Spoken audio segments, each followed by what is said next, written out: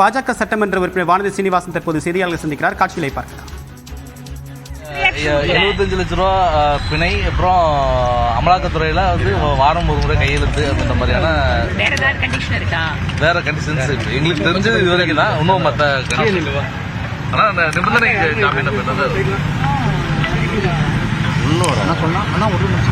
மீடியாக்கள் வாயிலாக முன்னாள் அமைச்சர் திரு செந்தில் பாலாஜி அவர்களுக்கு நிபந்தனை ஜாமீன் வழங்கப்பட்டிருக்கு அப்படிங்கிற தகவலை தெரிஞ்சுட்டேன். உடனடியா நீங்க ரியாக்ஷன் கொடுக்கணும் அப்படிங்கறதால முழுசா அந்த என்னென்ன நிபந்தனைகள் கொடுத்திருக்காங்க, எந்த மாதிரி அவருக்கான அந்த பிணை கொடுத்திருக்காங்க, என்ன கண்டிஷன் அப்படிங்கறது முழுமை எனக்கு தெரியாது. ஆனாலும் கூட நீதிமன்றம் இந்த வழக்கை பார்த்து கொண்டிருக்கிறது. வழக்கினுடைய சாராம்சம் என்ன? அவர் அமைச்சராக இப்ப இருக்கிற கட்சியில் இல்ல, இதுக்கு முன்னால இருந்த அரசாங்கத்தில், அதிமுக அரசாங்கத்தில் அமைச்சராக இருந்த போது பணம் வாங்கிக் கொண்டு வேலை அளித்தார் அப்படிங்கறதான் குற்றச்சாட்டு. இது ஏதோ 5 நபர் 10 நபர் அப்படிங்கறது இல்ல, ஆயிரக்கணக்கான நபர்கள் சம்பந்தப்பட்டிருக்கக்கூடிய ஒரு குற்றச்சாட்டு.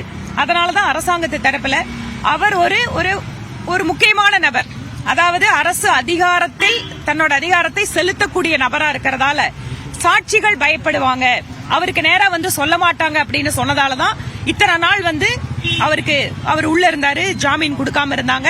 இப்ப உச்சநீதிமன்றம் அவருக்கு நிபந்தனை ஜாமீன் கொடுத்திருக்கு. ஆனாலும் கூட நாங்க இதை எப்படி பாக்குறோம் அப்படின்னு சொன்னா, தமிழ்நாட்டில் ஊழல் வழக்குகளில் குற்றம் சாட்டப்பட்டிருக்கக்கூடிய நபர்கள் எல்லாமே அவர்களுடைய வழக்கு விசாரணை விரைவில் நடத்துவதற்கு அவர்களும் ஒத்துழைப்பு கொடுக்கணும். ஏனென்றால் நிறைய நேரத்தில் விட்னஸ் அவங்க ஹோல்டு பண்றது, மிரட்டுறது அப்படிங்கறதும் நடந்துட்டு தான் இருக்கு. அதுல இப்ப இருக்கக்கூடிய திமுக அரசு அப்படிங்கறது குற்றம் சாட்டப்பட்டவர்களை ஒருபோதும் அவங்க நியாயமான ஒரு விசாரணைக்கு என்னைக்கும் அலோவ் பண்ணது இல்ல. இது அவங்களோட ஹிஸ்டரி. அதனால் திமுக அரசு இங்கு அவர்களுடைய அதிகாரத்தை பயன்படுத்தி இந்த வழக்கை நீர்த்து போகாமல், அதாவது குறிப்பாக வழக்கு கொடுத்திருக்கவங்க மேல குற்றச்சாட்டு கொடுத்திருக்கிறவங்களை மிரட்டுறதோ வேற விதமான நடவடிக்கையில் ஈடுபடாமல் இருக்க வேண்டும் அப்படிங்கறது எங்களோட எண்ணம். இப்போது இருக்கக்கூடிய மரியாதைக்குரிய முதலமைச்சர் அவர்களே, திரு செந்தில் பாலாஜி அவர்கள் மீது என்னென்னவெல்லாம் ஊழல் வழக்கு இருக்கு, அவர் எப்படியெல்லாம் இருக்காரு அப்படிங்கறத வேற யாரும் சொல்லல, அவரு ஸ்டேட்மெண்ட் கொடுத்திருக்காரு. அது இன்னைக்கு அவர் கட்சி மாறினால முதலமைச்சர் அவர்களுக்கு அதெல்லாம் மறந்திருக்கலாம்.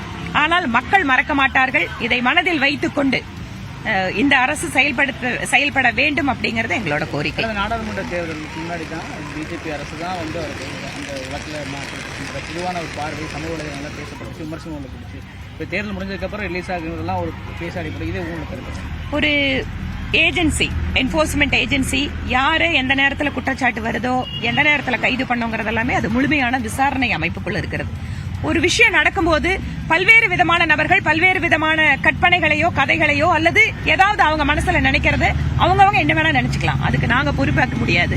இரண்டாவது, மத்திய அரசை பொறுத்தவரை கடந்த 10 ஆண்டுகளாக எந்த ஒரு அமைச்சர் மீதும் எந்த ஊழல் குற்றச்சாட்டும் இல்லாமல் நேர்மையான ஒரு அரசாங்கத்தை மோடி அவர்கள் கொடுத்துக் கொண்டிருக்கிறார்.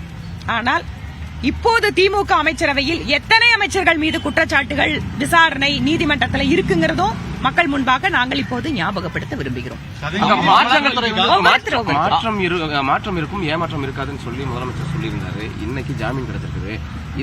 இந்த தகவல் ஏற்கனவே தெரிஞ்சு இவருடைய ஜாமீனுக்காக தான் வெயிட் பண்ணிட்டு இருந்தாங்க. அந்த மாற்றத்துக்காக எனக்கு ஏதோ நீங்க எல்லாம் சேர்த்து சொல்றீங்க, எனக்கு அவ்வளவெல்லாம் அது என்னன்னு பண்ண தெரியல. அதனாலதான் நான் திருப்பி சொல்றேன், திராவிட முன்னேற்ற கழகத்தின் தலைவராக எதிர்க்கட்சி தலைவராக இருந்தபோது அவர் என்ன குற்றச்சாட்டுகள் எல்லாம் சொன்னாரோ அதை திரும்பவும் ஞாபகப்படுத்துறோம் நாங்க. அவருக்கு முதல்வர் பிரதமர் சந்திக்க போறாரு, இன்னைக்கு டெல்லி கிளம்பி போறாரு. இந்த டெல்லி பயணத்தை ஒட்டிய இந்த நிகழ்வுகள் அடுத்தடுத்து நகர்வு ஏற்கனவே பிஜேபியும் திமுகவும் நெருங்கி வந்துட்டு இருக்கு அப்படின்ற மாதிரியான ஒரு பேச்சும் இருந்துட்டு இருக்கு. இப்ப இதெல்லாமே சேர்ந்து வரும்போது இந்த மாதிரி கற்பனைகளுக்கெல்லாம் நான் என்ன பதில் சொல்றது?